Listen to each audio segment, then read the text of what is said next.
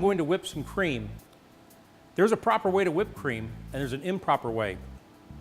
First, choose a really good cream. 5 grams of fat per tablespoon.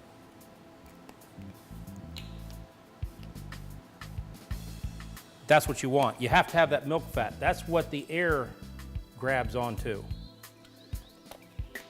and makes it whip. Makes it light, fluffy. Do about 3 cups here. You're going to want to add sugar. Now this is really to your taste. Of course, to a quart of whipped cream, you don't want to add 2 cups of sugar, and you also don't want to add 1 teaspoon of sugar. Best way to do it for your taste.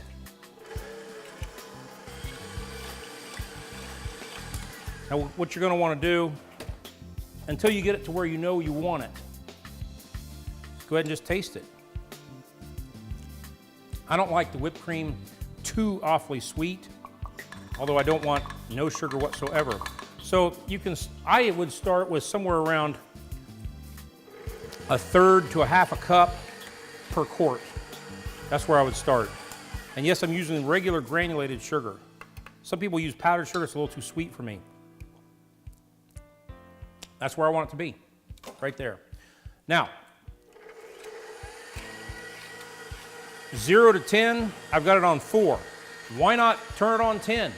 It'll whip, it'll tighten up, but it won't last. When you put it in the refrigerator, say you're making these tonight.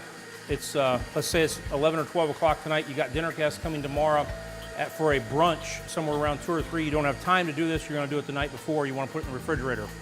You whip this at high speed. More than likely, the next day you're going to come in and they're going to, the structure of the whipped cream is going to, it's not going to be there. It's going to fall. You want to slowly add, I'm turning it up to 5. You want to slowly add the air molecules onto the fat. And you also don't want to go too slow. You don't want to run it at 1. You'll never end up with whipped cream. You want to end up with a stiff peak so that you can pipe it, you can make something pretty out of it. Do not take it past that. You see it starting to yellow, you're starting to actually make sugary butter. And I don't think that's what you want to do. So there is a proper way to whip cream and an improper way. Now you'll notice this starting to track, and that's where it's leaving trails, solid trails. I increased the speed to 6, and it's going to start to come together a little quicker now.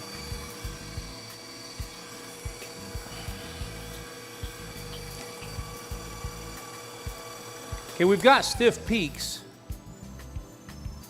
as you can see. So, what I do right at the end,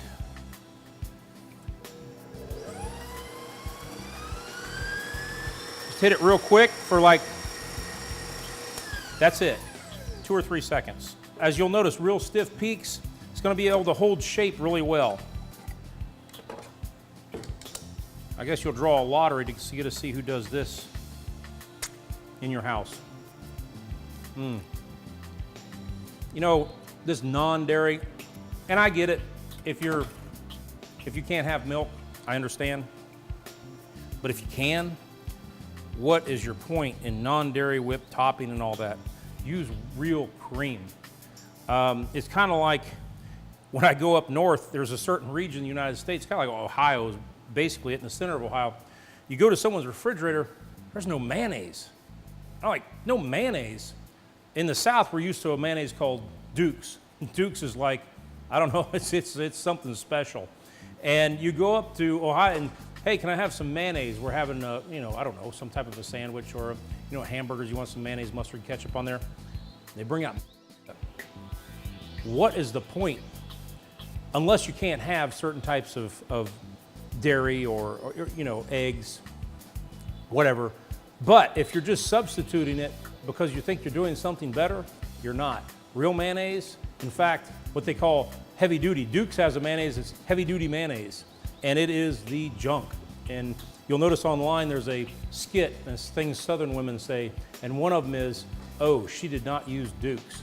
And once you've had it, you'll understand why.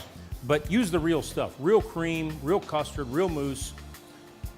Make it real. It's what your body can absorb.